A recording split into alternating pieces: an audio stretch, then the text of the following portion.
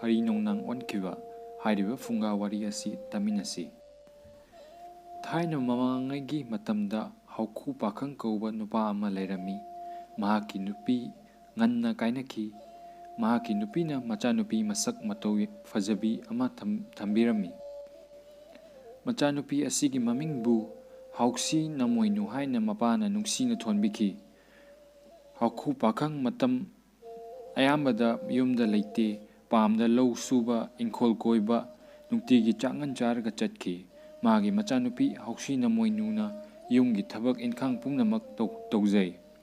Asum tongna chahi khara haukraba matung hauksi namoinuna leisabi macha pharakpa matamda magi mapa hauksi pakhangna nupi atombi ama lauki. Nupi adugi mamingna Loksigam Chanu kawi. Poktabi mamagi haunabi minungsi khangdaba thina tawbibagi lamchat sajat Loksigam Chanu dasu yawi. Fattabada lam yawi.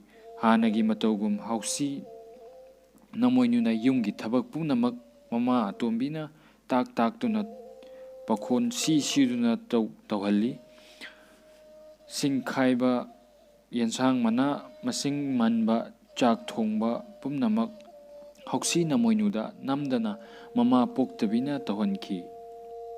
Masida nattana pamda chatlaga fau mairen khongdrum panna chingba kayasu wana lauba thai. Loksigam matam chuppada wathi ngangduna leikai koiduna lei yumda halaklabasu thabak amata tawde. Nongmagi numit amadi hauksi namoinugi mataroi singna chak chanasi haina pau haiba lakhi. Adubu mama poktabina yumgi thabak tawramdana chatpa yaroi haiki.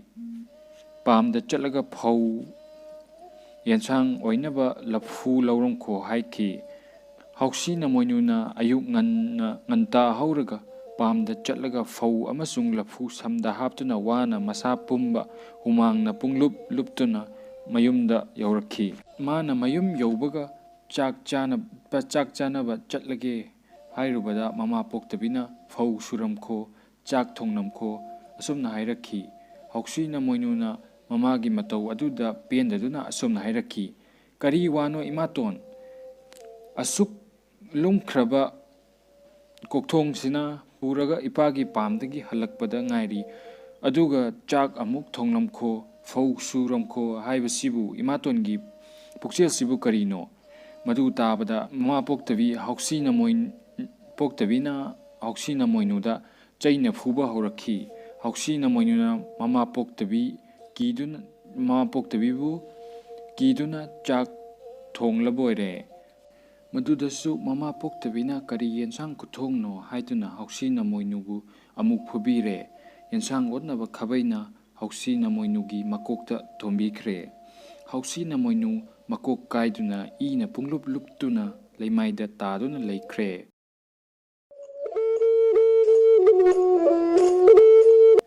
Madudasu poktabi mamana toksinnarini haiduna thina phubiki. Namoinuna gyan taraktuna mathanta tumina kapchaki.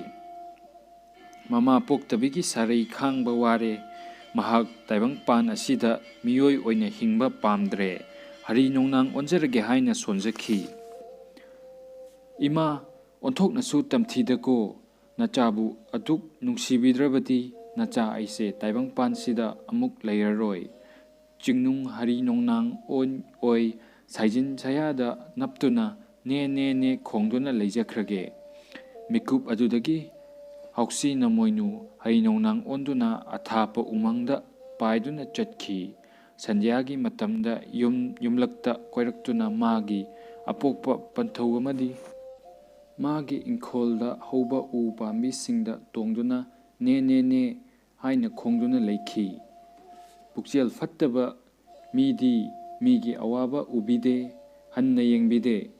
Laibak thiba hauksi namoinu mama poktabigi otpa neiba khangba ngamdaduna hari nongnang haiba jibudu onki.